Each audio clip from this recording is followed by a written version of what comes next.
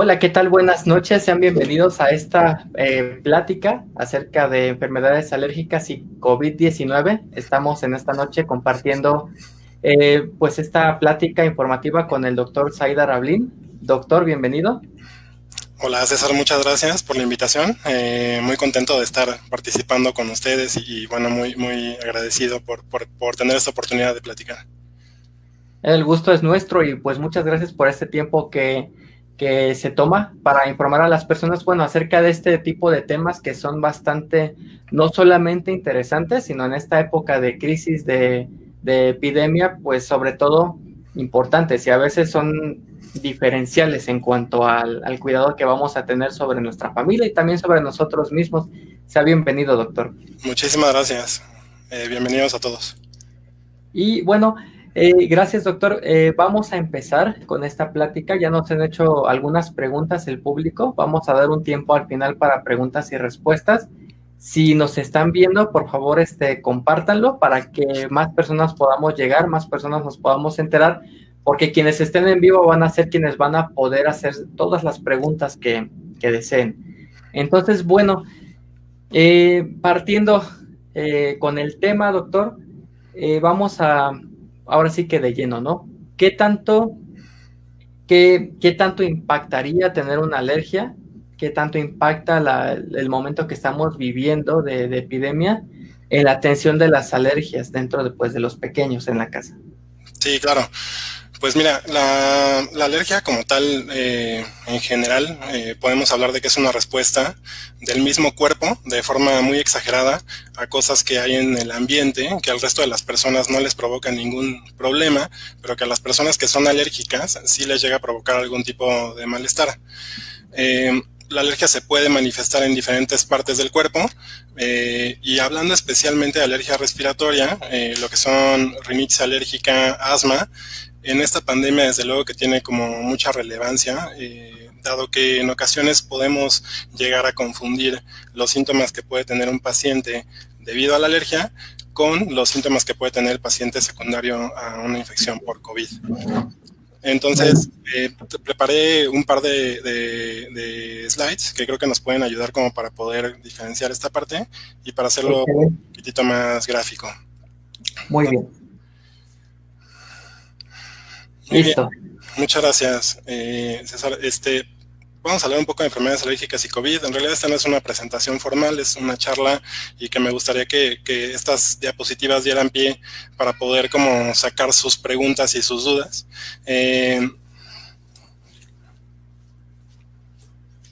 Bueno, las enfermedades alérgicas, les invitamos nuevamente a que hagan sus preguntas. Con mucho gusto vamos a tratar de contestar.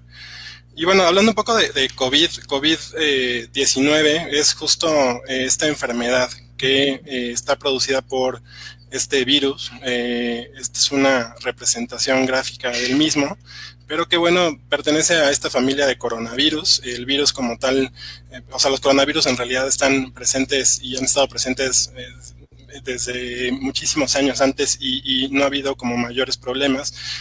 Normalmente causan resfriados comunes y se pueden presentar tanto en humanos como en animales, pero en especial este virus SARS-CoV-2 es el que provoca esta enfermedad de COVID-19. Es una enfermedad nueva, a pesar de que los coronavirus ya estaban presentes. El SARS-CoV-2 es un virus nuevo que se presenta en el humano, y por eso es que ha provocado tanto revuelo y tanto problema en una pandemia que se ha extendido por todo el mundo. ¿Cuáles son los síntomas principales que tenemos con COVID-19? Tenemos tres principales y me gustaría que nos quedáramos ahorita con estos tres, y es muy importante la presencia de fiebre, la presencia de tos, una tos que es seca, y la presencia de cansancio. Aunque se han reportado, o sea, es un virus como les comento, del cual sabemos poco y cada vez sabemos mucho más, y se han reportado muchos otros síntomas y signos asociados al coronavirus. Bueno, a COVID-19, y entre ellos el malestar general, puede haber dolor de cabeza, en ocasiones el dolor de cabeza llega a ser muy intenso, la presencia en ocasiones de, nosotros llamamos eritema conjuntival o conjuntivitis, enrojecimiento de la parte blanca del ojo, puede haber dolor de garganta, en ocasiones también puede haber problemas gastrointestinales, ¿no? Como dolor abdominal, o puede presentarse también diarrea. Uno de los síntomas que ha provocado también como revuelo es la pérdida del gusto y la pérdida del olfato, que cada vez también lo vemos más presente en algunos de los pacientes, y también manifestaciones cutáneas, debido a diferentes problemas en la misma fisiopatología o en la presentación de la enfermedad. Puede haber cambios de color en la piel o cambios de coloración en los dedos de los pies o de las manos. Estos entre muchos otros. En realidad, estos son como los más frecuentes que llegamos a tener y son los síntomas que se presentan por COVID-19. Ahora, la pregunta es justo esa. Yo que soy alérgico, tengo estos síntomas y estos síntomas de repente me suenan, ¿no? A los que comentan en las noticias, o son los síntomas que de repente me comentó mi vecina o me habló mi tía para decirme qué pasaba. O se tratará de un resfriado común o sí tengo COVID. Entonces, les preparé este cuadro en donde nos ayuda un poco para poder diferenciar cómo se presentan las diferentes enfermedades. Por un lado, en la parte, en la columna inicial tenemos el COVID-19, por otro lado tenemos un resfriado común que se puede provocar cualquiera de los virus que ya no son tan frecuentes ahorita en esta época, pero que de todas formas pueden llegar a presentarse, y lo mismo influenza. Influenza se presenta más en época de invierno. Ahorita ya hay una temporada muy baja de influenza, pero sí se presentó al inicio de la pandemia el COVID junto con influenza, ¿no? Y por otro lado la alergia, ¿no? Los pacientes que tienen una alergia, y con base en estas diferentes columnas los vamos a distinguir. Por un lado, la fiebre, y la fiebre es uno de los puntos, César, más importantes, que sí vale mucho la pena recalcar, que sirven como diferencia entre un paciente que tiene COVID a un paciente que tiene alergia. El paciente que tiene alergia en realidad no tiene fiebre, ¿no? No es una cuestión de que una rinitis o un asma, por muy fuerte que lleguen a presentarse, te lleguen a provocar fiebre. Pero sí que se puede presentar en COVID y se puede presentar en influenza. En el resfriado común a veces te puede dar fiebre, a veces, o la mayor parte de las veces no. El dolor de cabeza también es frecuente que se presente en COVID-19, como hemos mencionado, en algunos de los casos llega a ser como fuerte. En el resfriado común a veces no, es raro. En la influenza sí, y las personas que hemos tenido influenza en algún momento hemos tenido mucha cefalea. Y en alergia en realidad es muy ocasional y más asociado a estos pacientes que de repente llegan a tener una rinosinusitis crónica muy marcada con mucha acumulación de moco y que puede provocar ya sea dolor facial o dolor de cabeza, pero no es como tan intenso como se puede llegar a presentar en una infección viral, ya sea por influenza o por COVID. Dolor corporal, pues el alérgico en realidad no tiene alergia, no tiene dolores en el cuerpo asociados a esta misma infección, lo que sí se presenta mucho en influenza y se llega a presentar en COVID.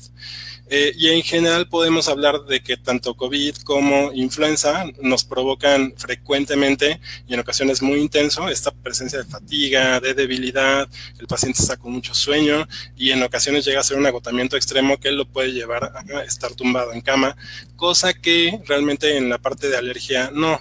El paciente alérgico puede que no respire de forma adecuada porque a lo mejor tiene la nariz tapada por las noches, no duerma bien y le provoque un poco de somnolencia a lo largo del día. Eso afecta su calidad de vida. Sin embargo, no es como una debilidad franca o un agotamiento como se puede llegar a presentar en las infecciones virales. Por otro lado, tenemos algunos otros síntomas.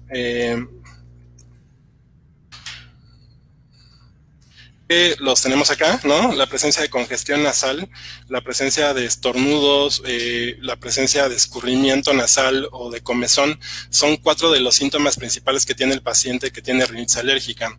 El paciente con rinitis alérgica es muy frecuente que tenga la nariz tapada, es muy frecuente que estornude, y estos estornudos se presentan, nosotros los conocemos como en salva, quiere decir que estornudan 3, 4, 5 veces seguidas, a veces por la mañana, a veces cuando se exponen al sol, a veces por la noche, pero son estornudos en salva. Normalmente hay escurrimiento nasal, hay producción de moco, que ese moco normalmente es hialino o transparente, y puede llegar a haber en ocasiones algo en rinitis, ¿no? Esta parte como de no poder respirar muy bien y a lo mejor no percibir los olores. Sin embargo, todos estos síntomas de congestión, de estornudos, de escurrimiento nasal no son nada frecuentes en COVID. Realmente son síntomas raros. Lo que sí vale mucho la pena distinguir es la tos, ¿no? La tos es uno de los síntomas principales que tienen los pacientes con COVID, pero la tos que tiene el paciente con COVID es una tos que es seca, es decir, cuando tú te llegas a exponer a lo mejor al humo del tabaco, o a lo mejor ponen a lo mejor a cocer los chiles y ese olorcito que te provoca esa tos como muy irritativa y muy seca, es muy parecido a lo que tienen los pacientes con... Que lastima, exactamente, con COVID. Y a diferencia del paciente, en el caso de alergia, la tos se presenta principalmente en asma, y en el asma la tos es típicamente, sí puede haber seca, pero la mayor parte de las veces es una tos con flemas. Y es muy raro que el paciente que tenga asma tenga una tos de forma aislada. Normalmente los pacientes que tienen asma también tienen la presencia de, sí o no, pero de sibilancias, ¿no? Este ruidito que se escucha como si fuera un gatito en las noches porque está obstruida la vía aérea. Por otro lado, se asocian a también un poco de dificultad respiratoria. Ese es uno de los síntomas que comparten. Y opresión en el pecho. No tanto dolor, pero como esa sensación como que los estuvieran oprimiendo. Entonces, quizá la tos es como uno de los síntomas que sí valdría la pena como distinguir, y uno de los puntos a diferenciar entre una y otra es si está produciendo mucha cantidad de moco, que sería en el caso del asma, y en el caso de COVID, no. En general es un asma muy, muy seca. Una tos más seca. Exactamente. Y bueno, lo que habíamos mencionado de la falta de aire, en el caso del asma sí se puede llegar a presentar esta sensación, nosotros le llamamos disnea, que es como esta sensación de que no te está entrando suficientemente cantidad de aire. Y en el caso de COVID se presenta, pero solamente en los casos de enfermedad grave, que afortunadamente es el 5% de los casos.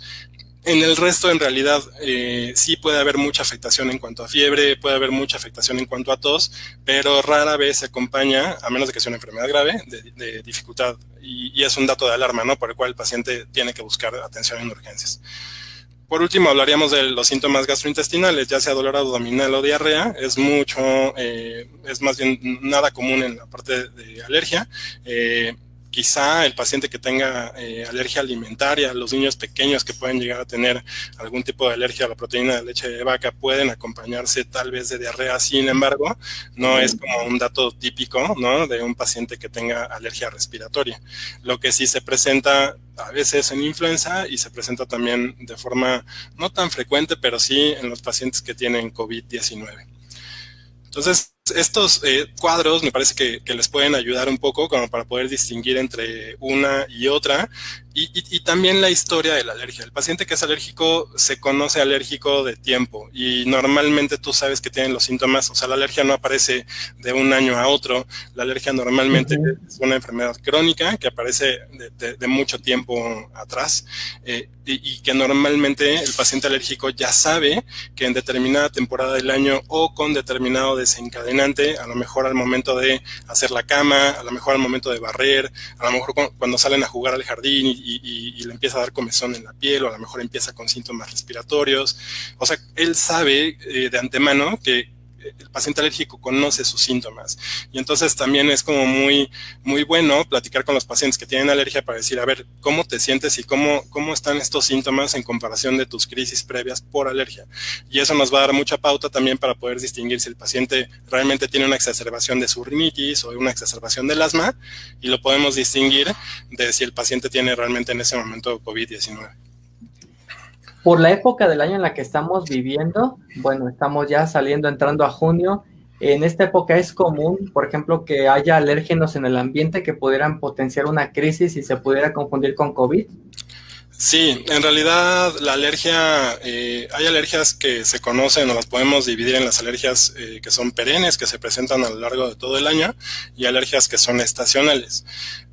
Acabamos de pasar, todavía, bueno, pues sigue habiendo mucho calor en algunos lugares y todavía no llueve tanto, pero estamos todavía como al final de la parte de la primavera, en donde justo esta alergia estacional, típicamente relacionada con rinitis alérgica, pero también con asma, está muy presente, ¿no? En esta temporada del año hay muchos pólenes de determinados árboles, de determinadas plantas, que provocan que en el cuerpo se produzca esta reacción muy exagerada. Y entonces sí, o sea, nos tocó, justo cuando llegó la pandemia de COVID, llegó al final de la influenza, en mera primavera, con toda la parte de los síntomas alérgicos, más aparte, ¿no?, la pandemia. Entonces, sí, de repente se juntan muchos factores que en el paciente alérgico nos pueden estar provocando diferentes tipos de síntomas, y sí tenemos que ser como muy, pues muy cuidadosos y muy cautelosos para poder distinguir un síntoma de otro. Pero claro que ahorita sí estamos todavía en una temporada de mucha alergia estacional. Y no olvidar la alergia también dentro de casa, ¿no? Uno de los principales alergenos dentro de casa es el ácaro del polvo, y ahora que empiece también un poco más de humedad por las lluvias, también hay como una mayor predisposición también de ácaros, aunque se presentan durante todo el año. Y era una de las preguntas que también me parece que habían salido, ahorita lo vamos a comentar, pero sí, estando dentro de casa también de repente puedes tener algunos alergenos que te pueden estar provocando estos síntomas, ya sea por el mismo polvo, ¿no? El ácaro del polvo, o incluso si tienes alguna filtración de agua en alguna pared, en el techo, puede haber también hongos, que también son típicamente alergenos intradomiciliarios que pueden provocar síntomas relacionados con rinitis o con asma. Sí, también ahora que estamos en cuarentena y estamos más en espacios cerrados, pues también esto puede incrementarse. Una pregunta antes de pasar, yo creo que ya nos están preguntando varios como qué cuidados tener en casa para evitar estos alérgenos, pero antes de esto, puede que un niño o incluso un adulto que no haya presentado alergias previamente de repente comience a tener a desarrollar alguna alergia, aun cuando no haya nacido con una. Sí, o sea, en realidad la alergia tiene que comenzar en algún momento. La mayor parte de los pacientes alérgicos tienen algún dato durante los primeros años de vida, pero es cierto que no todo el mundo tiene como el desarrollo franco de la alergia en los primeros años.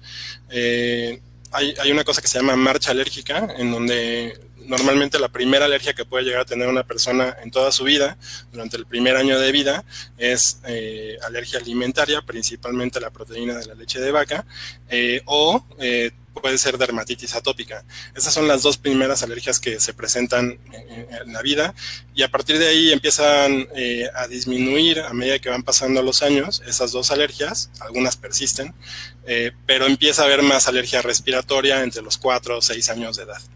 Entonces, en cualquier momento, de repente, un paciente puede llegar a presentar síntomas asociados a la alergia debutantes, ¿no? O sea, como de inicio de la alergia. Y ahí es donde tenemos que estar como muy al pendiente de cuáles síntomas son. Si es nada más una cuestión de congestión, escurrimiento, se está rascando la nariz, de repente le ves los ojos rojos, pero también se los está rascando mucho, llega a tener un poco de sangrado, pues probablemente sea relacionado con una rinitis alérgica, y hay que ver cómo está esa mucosa nasal, hay que ver cómo se escucha, para poder como distinguir entre uno y otro. Pero bueno, sí, o sea, de entrada podemos decir que cualquier paciente en algún momento puede desarrollar alguna alergia, aunque la gran mayoría tiene como un bagaje ya de tiempo atrás, que está provocando los síntomas previos, ¿no? Muy bien, y bueno, ya el público está muy activo aquí, nos comenta Aleji Tamarlenx que su hija tiene alergia, gracias por compartirnos. Y bueno, Gretel Sinaí nos pregunta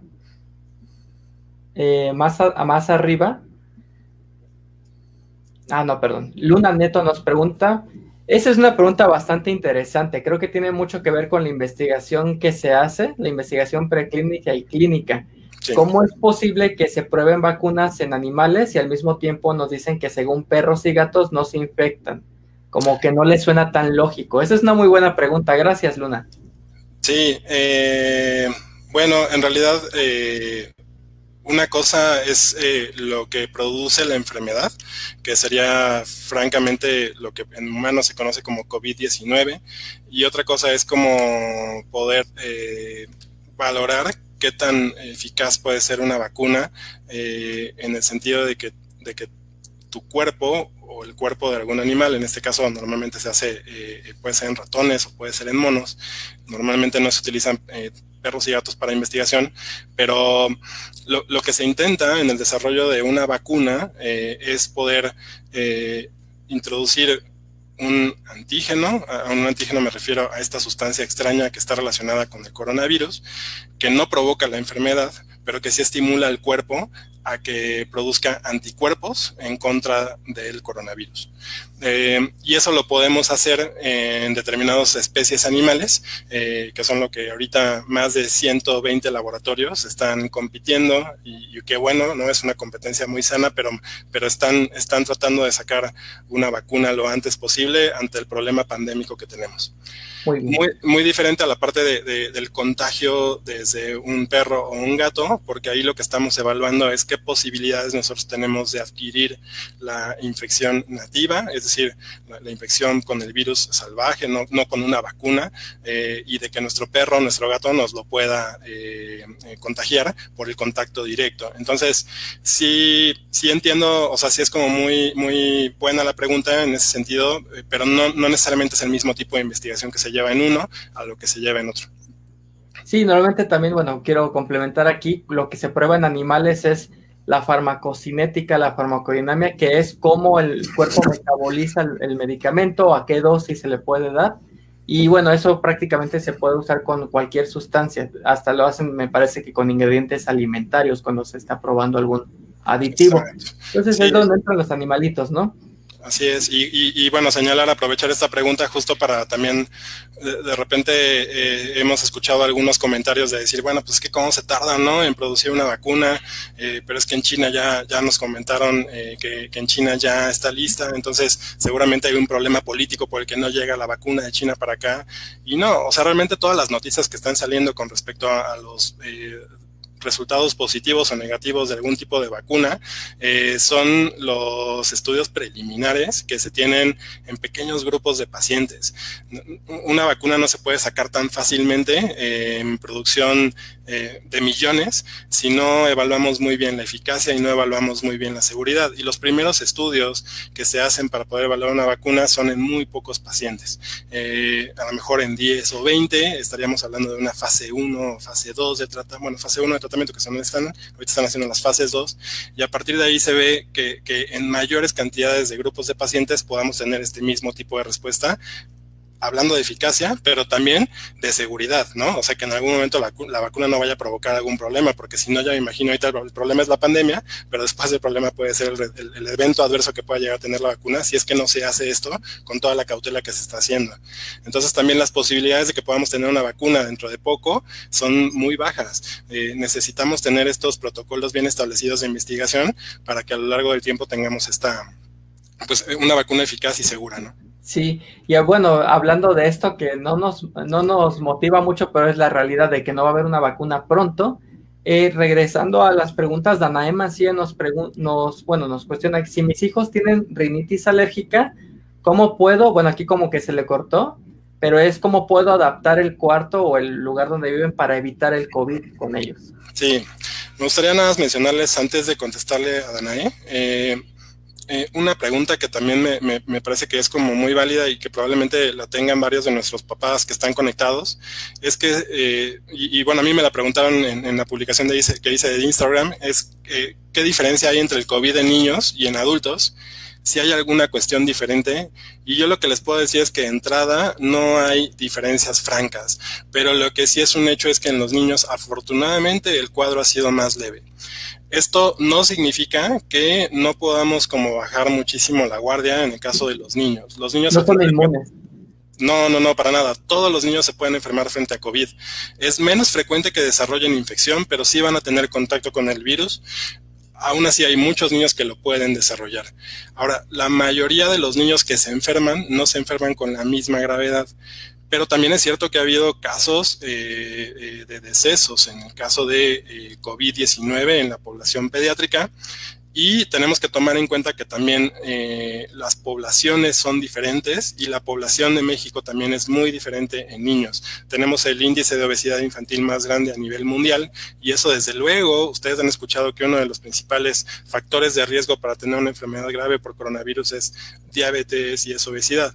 Entonces, estamos teniendo casos pediátricos en nuestra consulta desde hace ya varios años de obesidad, de sobrepeso, de diabetes o de hipertensión en niños, que seguramente nos pueden llevar a que si no identificamos a tiempo estos síntomas en nuestros pacientes, pudiera ser que al menos, o sea, esto no está avalado ni estamos totalmente seguros de que suceda, ojalá que no, pero sí tenemos que estar con la lucecita prendida o la antena prendida de que probablemente esto pueda llegar a pasar en nuestra población.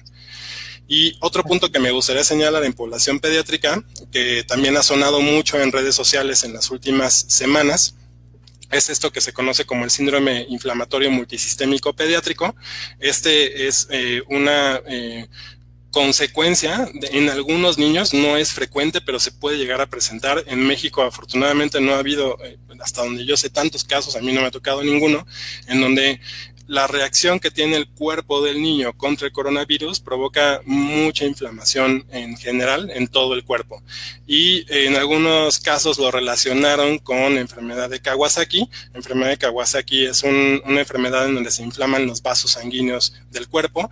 Se pensó que era lo mismo. No sabemos todavía si es como un espectro de la misma enfermedad, pero lo que sí sabemos es que se presenta con síntomas que son parecidos. Entonces, si en algún momento un niño llega a tener fiebre de más de un día de evolución, que se acompaña de dolor abdominal, de diarrea, de irritabilidad, puede haber o no falta de aire, y también una presencia de un exantema o un rash, ¿no? Como que le salen ronchitas en el cuerpo o cambios de coloración en la piel. Si tú ves a tu hijo que a lo mejor está un poco confuso o está más dormido de lo normal, o sea, si juntas más de estos síntomas, es importante la valoración rápida por un pediatra, porque a pesar de que está muy bien descrito este síndrome y hay un tratamiento muy eficaz para este síndrome, es importante detectarlo a tiempo para que no se inflame lo que se ha estado sugiriendo que se presenta, que es a nivel del corazón. Entonces, bueno, es uno de los puntos como importantes a señalar en población pediátrica. Si bien en la mayor parte de los casos el paciente pediátrico va a pasar asintomático, en la mayor parte de los casos que presentan síntomas van a ser síntomas leves. En un pequeño grupo de casos hay que estar pendientes. ¿Por qué? Por este síndrome y por las mismas características de nuestra población infantil en México. Ahora, contestando un poco a la pregunta de Danae, ahorita vamos a hablar un poco de las medidas que puede llegar a tener, pero el asma y la rinitis alérgica son factores de riesgo para padecer COVID-19. Hemos escuchado mucho que el paciente diabético, el paciente hipertenso, el paciente que fuma, el paciente obeso tiene mayor posibilidades de tener una enfermedad por COVID-19 más graves. Sin embargo, en los estudios que hemos hecho, bueno, no yo, pero que se han hecho a nivel como mundial con respecto a asma y rinitis alérgica y alergia en general, se considera que no son un factor de riesgo importante. Pero sí es muy importante que si estamos hablando de que COVID-19 es una enfermedad que produce inflamación en los pulmones, recordemos que también el asma provoca inflamación a nivel pulmonar. Entonces, si nosotros tenemos un control adecuado de los síntomas, ya sea de rinitis o de asma, es muchísimo mejor a que un paciente esté descontrolado, porque a pesar de que no sea como un factor de riesgo bien identificado, sí que el hecho de que esté inflamada la vía aérea va a ser más fácil que te pudieras en un momento dado contagiar. A lo mejor no tener una enfermedad más grave por tener el asma, pero sí de todas formas contagiarte y poder desencadenar una enfermedad grave de forma independiente. Entonces la noticia aquí, o bueno, no noticia, pero el consejo es, muchos de repente me han llegado a preguntar, oye, ¿qué onda? Sé que lo que estamos utilizando para el tratamiento del asma o lo que estamos utilizando para el tratamiento de mi rinitis son medicamentos que a lo mejor tienen esteroides, me da un poco de miedo por el COVID, tengo que suspender mi tratamiento para el asma. No, todo lo que tenemos que hacer es justo todo lo contrario, ¿no? Los medicamentos que estamos utilizando para controlar la rinitis alérgica, los medicamentos que estamos utilizando para controlar el asma, se deben de continuar en todos los pacientes que tengan alergia durante toda la pandemia, incluso si el paciente está sintomático. Y es bien recomendable, ¿por qué? Porque si no tienes a lo mejor un poco más de posibilidades de que pudieras llegar a contagiarte. Entonces, no suspendan por favor el tratamiento con sus esteroides nasales, no suspendan el tratamiento con sus medicamentos inhaladores.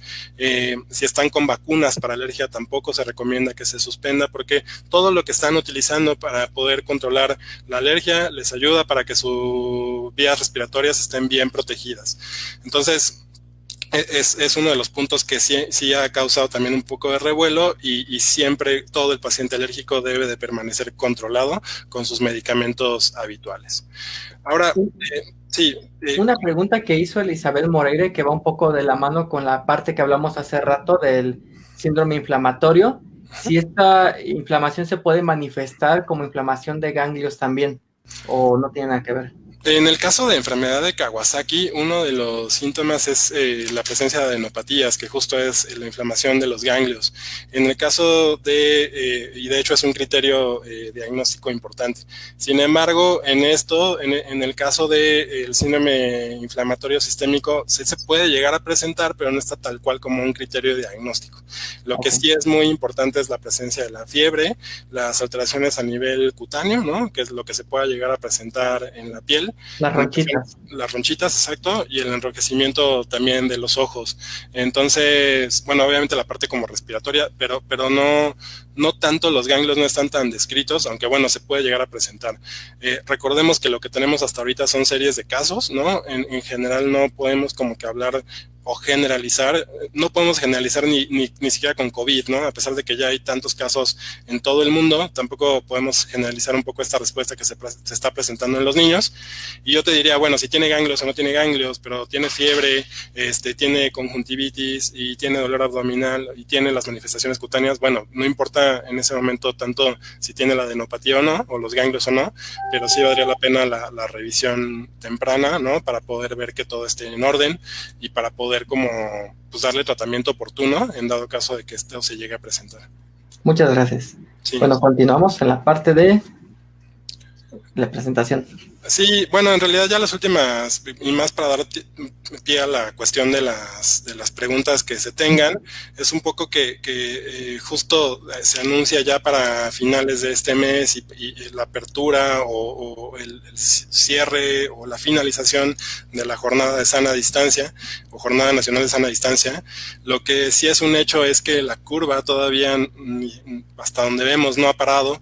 La curva sigue en pico y sigue habiendo una gran cantidad de contagios. Entonces, es evidente que el cierre de un país como el nuestro no es tan recomendable porque la gente necesita salir a trabajar, pero siempre tenemos que seguir con las medidas que la misma Jornada Nacional de Sana Distancia estaba promoviendo desde hace mucho. O sea, esto no se bloquea y creo que es un buen foro para poder mencionar que tenemos que seguir lavándonos las manos frecuentemente. El lavado de manos es básico, tanto en el paciente alérgico como en el no paciente alérgico, pero se tienen que estar lavando las manos de forma frecuente. Es mucho mejor y mucho más recomendable lavarse las manos que, por ejemplo, utilizar guantes. También de repente he estado viendo ya muchas publicaciones de, oye, te vendo el kit, ¿no? Que trae el alcohol gel, más aparte la mascarilla, más aparte de los guantes. Los guantes mejor no los ocupen. Lo que he visto en algunas publicaciones es que algunas mamás los ocupan para poder hacer la limpieza, dado que están utilizando algunos productos con cloro. Eso está bien, pero realmente para prevenir el contagio no nos ayuda en nada. Y si van a salir a la calle, es mucho mejor que no se estén tocando la cara, ¿no? Que no estén tocando superficies. Obviamente es imposible hacerlo al 100%, pero justo como no podemos hacerlo al 100%, hay que estarnos lavando las manos de forma frecuente, por lo menos durante estos 20 segundos en los cuales ustedes pueden cantar la canción de preferencia, pero hasta que no termine todo el coro, por favor no dejen de lavarse las manos con agua y con jabón, no necesitan mucho más. Si no tienen acceso al lavado de manos, bueno, pues con una solución de alcohol, que puede ser en gel o no, pero nos ayuda mucho también en lo que llegamos a un lavabo para podernos lavar las manos. El distanciamiento físico sigue siendo muy importante. 1.5 metros, 2 metros de distancia es lo que se recomienda para evitar que se tenga como este contacto con las gotitas de una persona que te puede contagiar. Evitar lo que ya habíamos mencionado, ¿no? Tocar los ojos, la nariz y la boca, que son los lugares en donde normalmente, bueno, los lugares por donde entra el virus. Y lo que se ha recomendado es que si vas a abrir la puerta, si vas a abrir la llave de un baño, si vas a tocar el elevador, si vas a tocar para poder tu NIP de la tarjeta, lo hagas con la mano que no es la mano dominante, ¿no? En este caso, si eres diestro, con la mano izquierda, ¿Por qué? Porque es muy raro que tú te estés rascando con la mano no dominante. Entonces, pues por ahí puede ser como una recomendación. Y lo que también es muy importante es que, bueno, ante la fiebre, tos, disnea o dificultad respiratoria, busques atención pronta, porque son de los síntomas, principalmente la dificultad para respirar, de alarma. Y en los pacientes asmáticos que me estén escuchando, yo sí les recomiendo mucho que tengamos, bueno, en los asmáticos y en los sintomáticos por COVID, que tengan un oxímetro de pulso.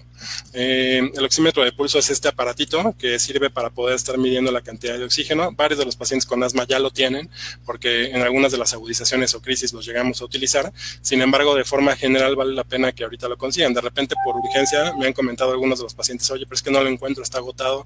Sí, o sea, todo se agotó, pero creo que si lo piden con tiempo, si eres asmático, te recomendaría que lo tuvieras. ¿Por qué? Porque nos permite identificar a tiempo si estás teniendo algún problema de oxigenación en la sangre relacionado con COVID. Y lo que se ha visto en algunos pacientes es que tienen como esta hipoxia asintomática, es decir, baja la saturación por abajo de 90, 88, 87, pero ellos se siguen sintiendo muy bien. Y de repente, de la noche a la mañana, son los casos que vemos que ¡pum!, caen por completo, y esa caída por completo de la oxigenación ya nos está hablando de que el paciente pasó a la fase inflamatoria del COVID, y es donde desafortunadamente es mucho más difícil poder darles atención. Entonces, son, exacto, que se lleguen a complicar o que lo tengan que intubar y entonces se complique. Entonces, estas recomendaciones siguen siendo muy patentes, tanto en el paciente alérgico como en el paciente no alérgico. Muy bien. Edith y Alig nos han hecho algunas preguntas muy parecidas en cuanto a que tienen hijos con asma, y en un caso tiene tos seca y en otro tos con flemas. Ahí preguntan como qué podría hacer, como qué seguimiento, qué señales de alerta podríamos estar observando. Sí, si el paciente tiene tos y es un paciente que ya se conoce con asma, creo que lo más importante es poder iniciar el tratamiento con los antiinflamatorios, que en este caso son los esteroides inhalados. Vuelvo a repetir que lo más importante en este caso es como tratar de evitar al máximo estas recaídas o crisis por asma, y para poder evitar una crisis por asma, lo recomendable es utilizar los medicamentos con esteroides inhalados, ya sea con un broncodilatador de acción prolongada o no, pero el medicamento que normalmente tu alergólogo te deja de mantenimiento, no estoy hablando del salbutamol, que es el que abre rápidamente las vías aéreas, estoy hablando del que tiene los dos medicamentos, el budesonide y el fumoterol. O sea, son varias marcas, pero al final de cuentas es importante que si empieza con tos y no tiene ningún otro síntoma, no tiene fiebre, no tiene mucho escurrimiento, o sea, está como muy asociado a que a lo mejor la alergia se está manifestando por tos, vale la pena que lo controlemos a tiempo con los medicamentos que tu alergólogo te ha recomendado como medicamento de control. Obviamente, ante cualquier duda con respecto a algún medicamento, yo estoy a sus órdenes como asesoría, incluso a distancia, pero vale mucho la pena que evitemos que el paciente alérgico o asmático empiece, o sea, que esta tos que me manifiesten ya sea seca o con flemas, pero que esta tos evolucione a una tos mucho más intensa. Si esta tos se vuelve más intensa, quiere decir que va a haber mayor cantidad de producción de moco y vamos a estar teniendo como mayores problemas en ese nivel. Ok, entonces hay que estarse controlando. Sí. En el caso, bueno, Miri Sanmora pregunta, mi hija tiene asma con rinitis, ella tiene tratamiento con vacunas. Si llega a infectarse, ¿se tendría que suspender su tratamiento? Sí, en dado caso de que tengamos una infección por COVID, lo importante es suspender el tratamiento con vacunas, y no solamente por COVID. Recuerden que hablando de inmunoterapia o vacunas para alergia, una de las contraindicaciones para poderles dar esta vacuna es, por un lado, que se tenga fiebre, ¿no? Ya sea por COVID o por cualquier otro virus o por cualquier otra bacteria, ¿no? O sea, si tienes una infección activa que te está provocando fiebre, vale la pena suspender el tratamiento con las vacunas para alergia, por lo menos durante una semana. Y la otra es que tengas una actividad de la enfermedad mucho más acentuada. En una crisis de asma no vamos a estarle dando las vacunas de alergia en ese momento. Y bueno, en el caso de que se llegara, ojalá que no, pero alguna cuestión de COVID, vale mucho la pena que se suspenda el esquema de vacunas y más bien enfocarnos al tratamiento de sostén para el coronavirus, ¿no? Y sí, para desinflamar la vía aérea, pero bueno, en ese momento ya es como mucho más específico para controlar el COVID a tiempo y que no caiga como en esta fase de de activación de citocinas y en esta fase de liberación de mucho fluido a nivel pulmonar, que es lo que provoca pues el desgaste rápido del paciente, ¿no? Muy bien. Y bueno, aquí, no sé, yo me quisiera adelantar a la respuesta porque Vero Castillo pregunta, tengo días que siento dolor en la garganta y en el pecho, ¿a qué se debe? Bueno, no sé si me permite adelantarme, pero yo creo que cuando ya hay alguna sintomatología sin algo previo, sí es importante, si persiste, buscar apoyo profesional, ¿no? Sí, aquí, bueno, hablando de coronavirus, si tú no tienes una alergia, no tienes una enfermedad de base que te esté provocando los síntomas, hay que recordar, número uno, que sí es una enfermedad que está teniendo una prevalencia muy fuerte, es una enfermedad que se contagia fácilmente, pero también hay que recordar que un 80% de los pacientes va a tener unas manifestaciones muy leves o asintomáticas.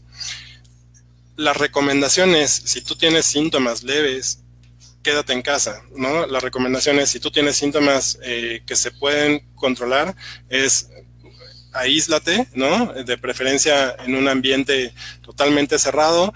Obviamente a veces es complicado por los espacios, pero sí tratar de tener una habitación que sea exclusiva para el paciente que tiene síntomas, principalmente si es que tiene fiebre y bueno, en este caso un poco de tos y dolor de garganta, a lo mejor pueden ser por otra cosa, pero si se agrega fiebre yo te diría aíslate. Y cómprate el oxímetro. O sea, sí vale en este caso el oxímetro. ¿Por qué? Porque nos daría una pauta, tanto la fiebre, bueno, la fiebre no tanto, al fin de cuentas la fiebre va a ceder y no es un dato como de alarma, a menos de que caigas en 40 grados, pero lo que voy es, si tu oxigenación empieza a bajar, si la tos se hace mucho más intensa y empieza a tener dificultad para respirar, son de los datos de alarma. Pero como les mencionaba, para llegar a tener dificultad para respirar, a lo mejor ya pasó un periodo de tiempo en el cual tu oxigenación no está tan bien. Por eso hago tanto énfasis en que se compren el oxímetro de pulso, y si tienes estos síntomas, fiebre, tos y un poco de dolor de garganta, enrojecimiento de los ojos, aíslense. ¿Qué pasa? Si vamos a buscar atención, vamos a terminar buscando atención en un servicio que probablemente ya esté saturado de pacientes que sí tienen el COVID y es mucho más fácil la transmisión. Y justo lo que hemos tratado de hacer con la parte de la cuarentena, que bueno, ya se volvió de 3 meses, pero, o sea, y cuando no sabemos cuántos tiempo más, pero lo que tratamos de hacer es justo evitar como la saturación de los sistemas de salud. No estamos evitando que la gente se contagie, porque al final de cuentas todo el mundo nos vamos a contagiar. El 80% de la gente no va a presentar muchas manifestaciones, pero lo que estamos tratando de hacer es que el 20% de la gente que va a requerir atención en salud más especializada no lo requiera al mismo tiempo, porque no se va a poder dar abasto, ¿no? Que es lo que ha sucedido en varios países y ya ha pasado también en algunos hospitales de nuestro país. Muchas gracias. Creo que esto también podría contestar la pregunta de María Dolores Tobar, que habla de que su hijo tiene 4 días con tos, ya le dio Ambroxol y le puso Vaporru y no se le quita. Entonces creo que ahí va por lo mismo, ¿no? Sí, bueno, si es una tos aislada, yo te diría no se preocupe, ¿no? A menos de que obviamente la tos ya provoque pues cambios de coloración en la piel, que provoque que la vea un poquito más fatigado. En niños pequeños, acuérdense que muchas veces no nos manifiestan nada más que a lo mejor un llanto o una irritabilidad. Entonces hay que estar al pendiente de los datos de dificultad respiratoria. Los datos de dificultad respiratoria, recuerden que va desde la nariz para abajo, ¿no? Aleteo nasal, la nariz empieza a tratar de captar mayor cantidad de aire, entonces como que se abre y se cierra pues de forma repetida. Se puede llegar a presentar como dato de dificultad respiratoria una respiración rápida, lo que nosotros conocemos como polipnea. De forma general, si el paciente tiene por arriba de 22, de 25 respiraciones por minuto, varía por edades, pero bueno, sí vale la pena en ese momento ponerse en contacto con su médico. Y los otros datos francos de dificultad respiratoria, que sería el hundimiento de la piel que está por arriba o por abajo del esternón, y el hundimiento de las costillas, bueno, de la piel en medio de las costillas, ¿no? Entonces, también no podemos decir que toda la tos, ¿no? O sea, cualquier tos va a requerir una atención inmediata, y sobre todo hablando de cuarentena. Entonces, si esta tos en algún momento pues persiste, pero es una tos leve, acuérdense que todas las infecciones virales respiratorias normalmente provocan tos. COVID también, pero en general todas las demás lo producen. Entonces, hay que ser como muy juiciosos de que si la tos realmente es leve y no se le ha quitado, la tos es uno de los síntomas que más se tarda en en quitar.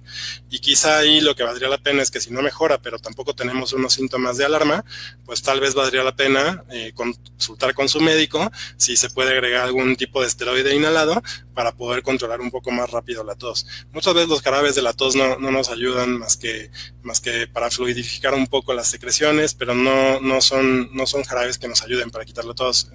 O sea, a veces el paciente bien hidratado es más que suficiente como para evitar un jarabe, pero sí a veces si la tos dura ya más de varios días, puede ser como una etapa residual de cualquier otro virus y con un esteroide inhalado puede mejorar mucho.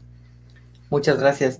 Ramírez Daddy pregunta, hola, buenas noches, tengo un niño de 9 años y tiene rinitis. Apenas estábamos en pruebas para diagnosticar asma, pero por todo esto se suspendieron. A él le han dado nebulizaciones cada que enferma de tos por supuestos ataques.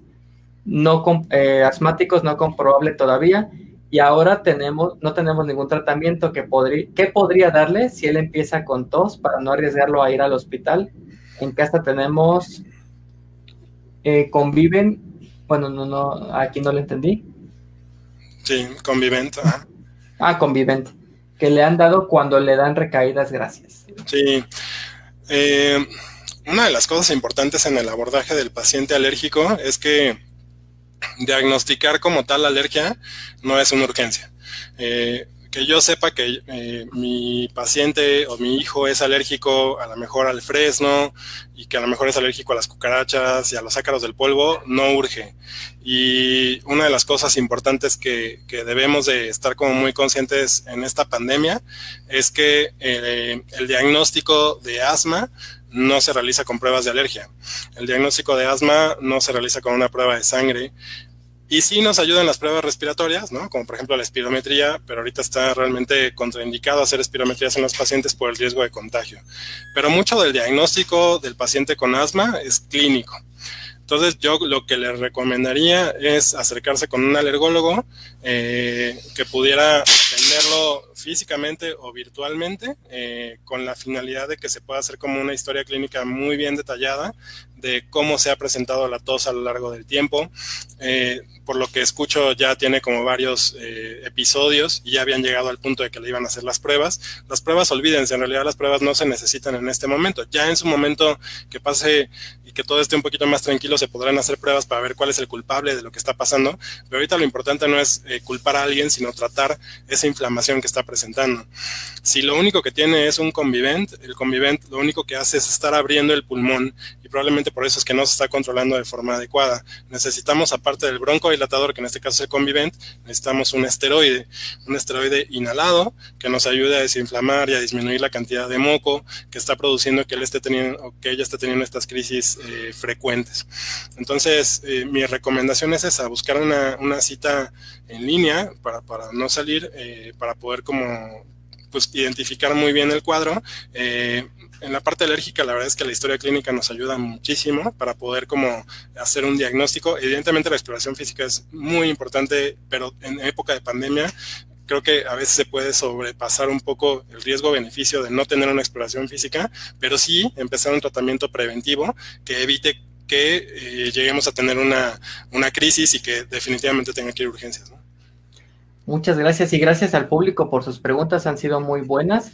Antes de pasar a la pregunta de Aurora Bazar, una pregunta que habían hecho antes, como qué precauciones ahorita que vamos a estar más tiempo encerrados, ya vienen las lluvias, la humedad, qué precauciones o qué cosas podemos hacer en casa para disminuir la cantidad de alérgenos. Sí.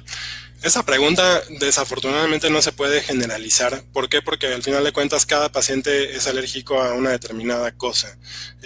No podemos de repente así como no podemos dar una vacuna de alergia generalizada para todos, ¿no? En donde yo digo, te pongo pasto, polen de fresno, ácaro del polvo y ojalá que te vaya bien. Lo mismo de repente las medidas son como muy individualizadas dependiendo justo de lo que hablábamos, de las pruebas de alergia que se hagan. Pero bueno, medidas generales es la parte de la limpieza, ¿no? Sí es como muy importante mantener como las superficies limpias, no solamente por el COVID, que ya sabemos que si estamos teniendo a lo mejor salidas porque vamos a trabajar y regresamos, hay que tener como mucho cuidado de no introducir el virus a la casa, y en esos casos las medidas ya se han manifestado, pero vale la pena hacer un recuento, vale la pena que a lo mejor ustedes se quiten los zapatos antes de entrar a la casa y que los coloquen en una bandeja donde puedan tener una solución de cloro para que se puedan desinfectar ahí, o bueno, durante toda la noche, o probablemente algunos, no sé, por lo menos 10 minutos que los dejen ahí es suficiente para que el virus se muera en un momento dado. Cambiarse la ropa, eso también es importante. Si estuvieron fuera de casa, cuando lleguen, traten de quitarse la ropa, y si se puede incluso antes de entrar a la casa. No siempre es posible porque si no los vecinos se van a espantar, pero vale la pena que lo hagamos lo antes posible y meterse a dar un buen baño, con la finalidad de que todo el virus que a lo mejor pudieron llegar a tener contacto lo puedan arrastrar de esa forma como mecánica. Obviamente hay muchos asegúnes, ¿no? Por supuesto que la gente que a lo mejor va a un hospital tiene que tener muchísimo más medidas que la gente que a lo mejor pues va de su casa en coche a otra casa que también está aislada, pero pues son como medidas generales con COVID. Ahora, medidas generales desde la parte alérgica, yo les podría decir que a lo mejor la alergia a los ácaros es muy frecuente, y entonces entre más podamos liberar de polvo la casa, también es como muy bueno. Es un buen momento la cuarentena para podernos liberar de todas las cosas que tenemos guardadas de muchos años antes, ¿no? Y vale la pena ser un poco minimalistas con la finalidad de no estar guardando muchas cosas que guarden polvo. El polvo que contienen los ácaros es el polvo, no el polvo de construcción, sino el polvo que se hace en casa, por el tiempo prolongado de no estar haciendo la limpieza frecuente en esos lugares. Entonces estamos hablando de libreros, de archiveros, de peluches, de alfombras, en donde si el paciente ya sabemos que es alérgico al polvo, bueno, definitivamente vale la pena tratar de quitar lo más que se pueda. Pero si no sabemos, pues de medidas generales es por lo menos aspirar frecuentemente para que no se acumule. Hablando un poco de las sábanas, de las colchas, vale la pena hacer como un cambio frecuente también de esto con agua tibia para poder como matar a los ácaros del polvo. Si se puede 2 veces por semana, o por lo menos 1 vez por semana. De los peluches también, ¿no? O sea, a pesar de que nuestros hijos de repente se enojan porque lavamos los peluches, vale la pena que le quitemos ese olor favorito del niño a que esté como en contacto con tanto ácaro. Pero te digo, a lo mejor son medidas que de repente pueden ser muy exageradas para alguien que no es alérgico al ácaro y que bueno, pues sí, de forma general la limpieza, pero a lo mejor ya como muy específico, tendría que depender de cada quien. De forma general, para las alergias a los pólenes, les diría que vale la pena mantener ventilada la casa porque esto nos ayuda a que no se acumule humedad, pero por otro lado también vale la pena que por las tardes, con estas ráfagas de viento que pueden llegar a presentarse más de forma vespertina, cerremos las ventanas y no se ventile durante la tarde. Y con respecto a la humedad, bueno, pues identificar ahí sí cualquier fuga que lleguen a tener en el baño, en las recámaras. Si de repente tu casa está oliendo mucha humedad, la ropa huele a humedad, tratemos de identificar cuál es el origen, porque pues sí o sí seguramente hay algún hongo que te puede sensibilizar y te puede provocar síntomas o no, pero que entre más te expongas a él te puede llegar a provocar problemas. Entonces cualquier filtración de agua, cualquier cosa relacionada con que se acumula salitre o que veas mucha humedad, vale la pena que lo controles a tiempo antes de que empiece la temporada de lluvias para que evitemos estos síntomas. Son como recomendaciones muy generales, pero nos ayudan, ¿no? Hablando de la humedad, nos preguntan ayer Elías de Asís, ¿un generador de ozono es una buena alternativa para limpiar el ambiente en el hogar en donde hay niños con alergias? Podríamos también de paso hablar de los humidificadores. Sí, pues mira, en realidad sí es cierto que los pacientes que tienen este tipo de purificadores de aire llegan a tener una menor o sea, como una disminución en los síntomas. Sin embargo, te diría que al final de cuentas es como muy adyuvante al tratamiento que podamos dar desde el punto de vista farmacológico. El problema es justo ese, ¿no? O sea, si vivimos de repente en grandes ciudades, ¿no? Ya sea, por ejemplo, Ciudad de México, Guadalajara, Monterrey, León, que están muy contaminadas, por mucho que tú trates de modificar de descontaminar tu departamento, bueno, si es tu departamento, tu casa, necesitarías 2 o 3 de estos equipos que de entrada son como muy, muy costosos, pero a lo mejor la recámara del niño, ¿no? ¿De qué te sirve que la recámara a lo mejor esté como muy bien o muy limpia si el resto de la casa no la estás como purificando? Y por otro lado, si abres la ventana y al final de cuentas vuelves a meter un montón de partículas contaminantes. Entonces, no, si lo tienes, está perfecto, úsalo. Yo no lo recomiendo de forma rutinaria. Creo que tiene sus beneficios como adyuvante, pero no te sustituye para nada el utilizar un aerosol con esteroide, ¿no? Sobre todo si tienes como factores de riesgo ambientales muy, muy marcados. Muchas gracias. Y bueno, ya vamos a cerrar con estas últimas 2 preguntas. La última está muy buena, la voy a dejar al final. Aurora pregunta, yo tengo 2 hijos con alergia alimentaria y el pequeño también alergia en su piel. No salen de casa, son más propensos al COVID. Como no hay servicio médico, ¿puedo comprar los medicamentos que ya les han recetado? Te diría que realmente alergia alimentaria y alergia cutánea no son, si de por sí rinitis alérgica y asma no son como tales factores de riesgo para COVID, mucho menos. Si la alergia está manifestada o sus principales órganos de choque son vía digestiva y vía cutánea. Sí es cierto que la alergia en realidad nosotros la dividimos en órganos para fines prácticos y de tratamiento, pero bueno, un paciente que tiene inflamación en la piel es más fácil que tenga inflamación a nivel respiratoria y por eso hay que estar como muy al pendiente de que tu paciente que tiene alergia alimentaria y que tiene dermatitis atópica no empiece con síntomas respiratorios. Lo más seguro es que si empieza con síntomas respiratorios sea relacionado con la misma alergia y no por COVID. Yo no me preocuparía por eso si sigues las medidas que hemos estado comentando y que se han estado comentando en los últimos meses. Y con respecto a los tratamientos, sí, o sea, realmente, aunque no estoy tan de acuerdo en ello, pero tú puedes comprar en la farmacia un esteroide de alta potencia para aplicarlo en la piel sin receta médica, ¿no? Entonces, lo que sí te recomendaría es que no lo hagas como automedicación. Volvemos a lo mismo. O sea, puedes tomar en cuenta estas como auxiliares de apoyo diagnóstico o de asesoramiento a distancia de tu médico, si es que él está abierto a esta posibilidad, con la finalidad de que él te pueda dirigir muy bien el tratamiento. No es lo ideal tener una videollamada para tener una consulta, no, pero es mucho peor automedicar. Y sobre todo en el caso de alergia a nivel de la piel, de dermatitis atópica, muchas de las cremas que podemos llegar a aplicar en una lesión con dermatitis atópica tienen esteroides, que en ocasiones son a muy alta potencia y que si no las usamos de forma adecuada, como te la diga tu médico, podemos llegar a provocar mayor problema del que tiene en ese momento. Entonces, guiados por tu médico, sí los puedes comprar en la farmacia sin mayor problema, no necesitas en casi todos, ¿no? No necesitas receta. Sí, es como la betametasona y el síndrome de Cushing, ¿no? Que lo traen las pomadas que uno puede comprar en la farmacia, pero pues se puede agravar, ¿no? Sí, o productos como por ejemplo es muy famoso Quadriderm o Barmisil, que básicamente lo que contienen son esteroides, antimicóticos, antibióticos y algo más, ¿no? Porque si no es una cosa es la otra y seguramente le va a ir muy bien, pero no sabes ni siquiera qué es lo que estás tratando. Entonces, a pesar de que son muy socorridos y por eso te digo que deberían de necesitar receta médica, no son lo ideal. Entonces sí vale la pena que cualquier tipo de tratamiento se puede llevar desde casa, se puede llevar a distancia, pero guiado por tu médico. Ok, y bueno, las últimas 2 preguntas. Luis Fernando pregunta, ¿cómo podrían decir cómo recuperar el olfato y el gusto? Supongo que ya en un cuadro de COVID. Y Ramírez Daddy pregunta, para contactar al doctor para una consulta, ¿cómo se puede hacer? Y con estas cerramos. Sí, claro.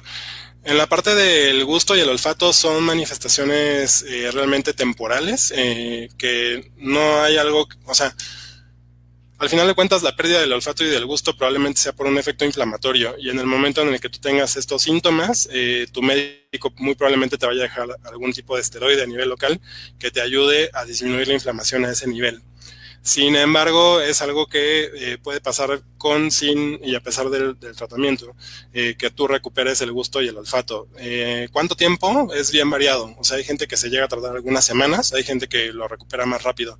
Sin embargo, te diría que no se preocupen en ese sentido, es una de las cosas que se recupera bien. Quizá la parte o el mensaje sería es que si a ti te da COVID, vale mucho la pena sobre todo en los casos graves, no en los casos asintomáticos, pero en los casos graves, que sí pues tengas un esquema de rehabilitación pulmonar, porque lo que te provocó ese cuadro grave te provocó como mucha inflamación a nivel pulmonar. Y entonces sí vale mucho la pena que tengamos como en mente la parte de rehabilitación pulmonar, porque si no, lo que vamos a observar dentro de a lo mejor 2, 3 o antes años o después es como todas las consecuencias que tuvo esta inflamación en agudo, ya las manifestaciones crónicas que puede llegar a presentar el paciente si es que no recibe esta rehabilitación. Y contestando a la otra pregunta, bueno, pues con mucho gusto me pueden seguir en mis redes sociales, estoy como Alergoinmuno, y ahí vienen algunos de los teléfonos y mi correo, con mucho gusto yo puedo como asesorarlos. Estoy yo ya viviendo en la ciudad de Aguascalientes, sin embargo sigo teniendo muchísimo contacto y voy frecuentemente a la Ciudad de México para poder seguir dando seguimiento a los pacientes que están allá. Ahorita por la pandemia he usado mucho esta parte tecnológica con videoconsultas, principalmente para poder como alcanzar el control en los pacientes alérgicos. Y estoy a sus órdenes, ¿no? O sea, si me buscan como por Said Arablín o como Alergoinmuno, ahí vienen todos los datos de contacto. Igual vamos a dejar sus datos al final de este video como un último comentario para que las personas que quieran contactarlo, bueno, lo puedan hacer de una forma sencilla. Realmente les recomendamos los servicios del doctor, es muy bueno, ya lo conocieron. Y bueno, pues con esto cerramos, doctor. Muchas gracias por todo su tiempo, por todas las explicaciones. Creo que han sido tranquilizantes para todos nosotros. Saber que, bueno, tomando las precauciones necesarias y observando solamente las señales de alerta, podemos dar un buen seguimiento, ¿no? No, pues sí, hay que estar al pendiente, hay que estar preparados para esta nueva normalidad. No podemos estar todo el tiempo en una burbuja. Las cosas siguen, pero tampoco podemos confiarnos, ¿no? Y tampoco podemos decir que el lunes ya prácticamente se vuelve a la normalidad como a la fiesta antes, ¿no? Entonces, esto va a ser un proceso largo, pero tenemos que tener como esta parte de aprendizaje de muchas cosas que nos ayuden a que podamos reincorporarnos cada vez mejor a nuestras actividades de la forma en que la nueva normalidad nos los dicte, pero aprendiendo mucho estas nuevas, pues como reinventarse tanto personal como profesionalmente en los rubros de que cada quien ocupe. Entonces yo la verdad es que les agradezco muchísimo a ustedes, siempre es bueno tener como este tipo de contactos con papás, ¿no? Me retroalimentan a mí muchísimo y les agradezco mucho, los felicito por el canal, y bueno, estamos al pendiente de lo que necesiten. Muchas gracias, doctor. Invitamos al público para que pueda suscribirse. Vamos a tener más charlas en cada semana. La próxima semana tendremos a una psicoterapeuta infantil en el canal y posteriormente a una psicóloga investigadora, autora de varios libros, hablando también sobre temas semejantes al manejo de las emociones en esta época de pandemia. Doctor, muchas gracias por su tiempo. Igual vamos a dejar sus datos para que lo puedan contactar. Súper recomendado. Ahora sí, con conocimiento de causa, realmente les invitamos a que busquen asesoría médica, no automedicarse, no autodiagnosticarse y no entrar en pánico, estar solamente alertas y con las precauciones debidas. Y pues muchas gracias por su tiempo, doctor, muchas gracias al público que nos acompañó. Suscríbanse para que les lleguen las notificaciones de las próximas charlas y eventos.